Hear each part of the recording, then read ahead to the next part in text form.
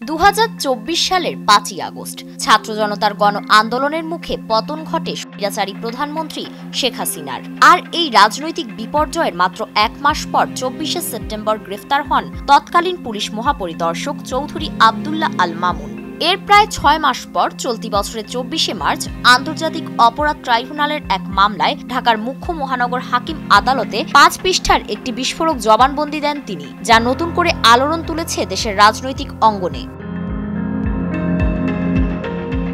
সাবেক আইজিপি মামুন তার জবানবন্দিতে 2018 সালের জাতীয় নির্বাচনে ভোট কারচুপি, গুম ও সর্বশেষ জুলাই আন্দোলন দমনে সরকারিভাবে নেওয়া নানা সিদ্ধান্তের বিস্তারিত তথ্য তুলে ধরেন।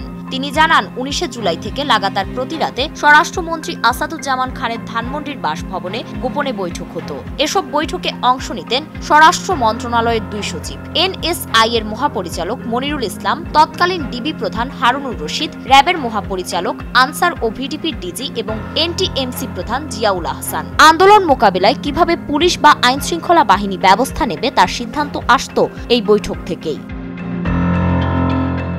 জবানবন্দিতে আরও উঠে আসে কোর কমিটির এক বৈঠকে ছাত্র জনতার আন্দোলনের 6 জন সমন্বয়ককে আটক করার সিদ্ধান্তের কথা। সিদ্ধান্তের ভিত্তিতে ডিবি কর্মকর্তারা তাদের আটক করে মানসিক নির্যাতন শুরু করেন। মামুন বলেন, স্বরাষ্ট্রমন্ত্রী হারুনুর রশিদকে জনাব বলে সম্বোধন করতেন সবাই। সাবেক এই পুলিশ প্রধান জানান, আন্দোলনকারীদের উপর হেলিকপ্টার থেকে গুলি চালানোর পরিকল্পনাও নেওয়া হয়েছিল। উদ্দেশ্য ছিল ভয়ভীতি তৈরি করে আন্দোলন দমন করা। তৎকালীন র্যাব মহাপরিচালক হারুনুর রশিদের নেতৃত্বে এই পরিকল্পনা বাস্তবায়নে হেলিকপ্টার মোতায়েন করা হয়।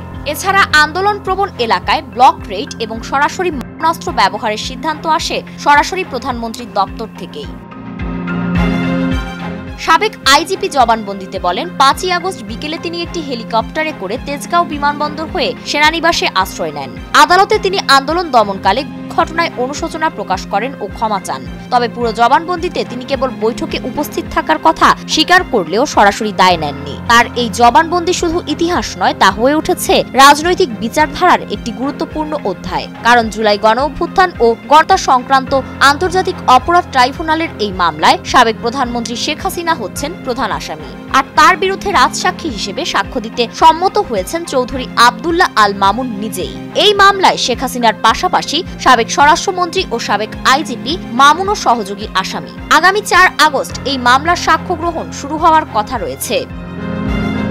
ফারিন রহমান প্রীতি, নয়াদিগন্ত।